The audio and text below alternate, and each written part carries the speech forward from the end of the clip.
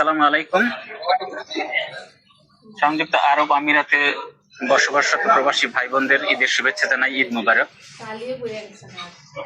বর্তমান উপসাগরীয় অঞ্চলে অনেকে মনে করছে যে আমরা এখন একটা কঠিন সময়ের মধ্যে দিয়ে যাচ্ছি।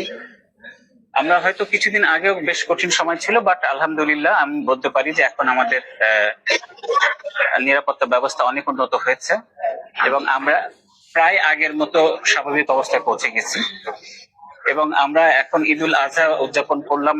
মাশাআল্লাহ খুবই ভালো। বাংলাদেশি রাষ্ট্রদূত দুবাইয়ে অবস্থিত, উনার কথা শুনে আমার মনে হইলো সরকারি গাড়ি বাড়ির থেকে উনি বেরোয় না, এসির থেকে মনে হয় বেরোয় না। ঠিক আছে, যদি বেরোয়তো লেবার বাংলাদেশ প্রবাসীর যদি খোঁজ খবর ঠিক মতো নিত তাইলে এই কথা কোনো দিনই কইতে পারতো না। সে কিভাবে বলে যে ঈদের মধ্যে খুব আনন্দ করছে, খুব ভালো আছে প্রবাসীরা এখানে? সে কেমনে কইলো এই কথা? 5 থেকে 6 লাখ প্রবাসী অবৈধ হয়ে যাচ্ছে, ভিসা রেনু হচ্ছে না, ফাইন চলতেছে, তারা ফ্যামিলিতে টাকা দিতে পারে না। অনেক প্রবাসী আছে এরকম, 2-3 মাস হয়ে গেছে, অনেক প্রবাসী আছে ফ্যামিলিতে টাকা দিতে পারে না, ঈদের মধ্যে খরচ দিতে পারে নাই। ঠিক আছে, তাহলে কেমনে তারা ভালো আছে, কেমনে তারা ভালোভাবে ঈদ কাটাচ্ছে? আমরা বোঝান এই বিষয়টা বড় ভাই। এই সকল ভক্কর চক্কর কথা বাদ দিয়ে প্রবাসীদের নিয়ে কিছু করেন। সরকারি টাকা খাচ্ছেন, সরকারি গাড়ি নিয়ে চলতেছেন, এসির মধ্যে থাকতেছেন। কই আজ কত বছর যাবত দুবার ভিসা বন্ধ? কি করতেছেন আপনারা? আপনাদের কার্যক্রম কোথায়? কই আমরা তো, আমাদের নজরে তো আসে না। আজকে প্রবাসীরা খাল্লিবাল্লি হয়ে যাচ্ছে, ভিসা ছাড়া হয়ে যাচ্ছে। এমনও প্রবাসী আছে 5 বছর 10 বছর দুবাই বৈধভাবে থাকার পরে এখন অবৈধ হয়ে যাচ্ছে, ভিসা করতে পারতেছে না, রেনু করতে পারতেছে না।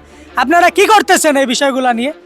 দেখেন, খোঁজ নিয়ে দেখেন, ভারতের প্রধানমন্ত্রী মোদি কিন্তু অনেকবার দুবাইয়ের শেখের সাথে কূটনৈতিক যে সম্পর্ক গড়ে তোলার যে একটা সিস্টেম, সে কিন্তু তার দেখা করে গেছে।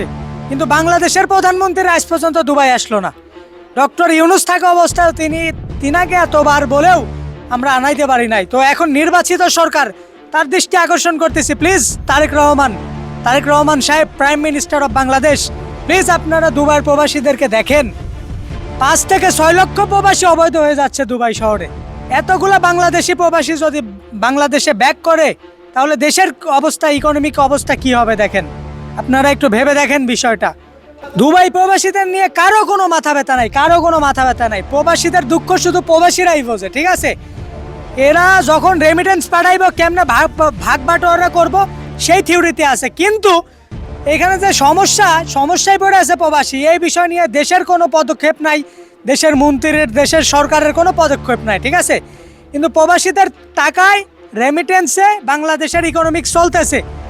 তাইলে আমার সিধা হিসাব, দুবাই প্রবাসী যারা আছেন রেমিটেন্স শাটডাউন করে দেন, সবাই এক হয়ে রেমিটেন্স শাটডাউন করে দেন। তাছাড়া এরা আপনাদের পক্ষে আসবে না, আপনাদের জন্য এরা কথা বলবে না, আপনাদের জন্য এরা কাজ করবে না। প্লিজ দুবাই প্রবাসী যারা আছেন সবাই এখন রেমিটেন্স শাটডাউন করে দেন, তা না হলে এরা এই বিষয় নিয়ে কথা বলবে না, এরা চেষ্টা করবে না।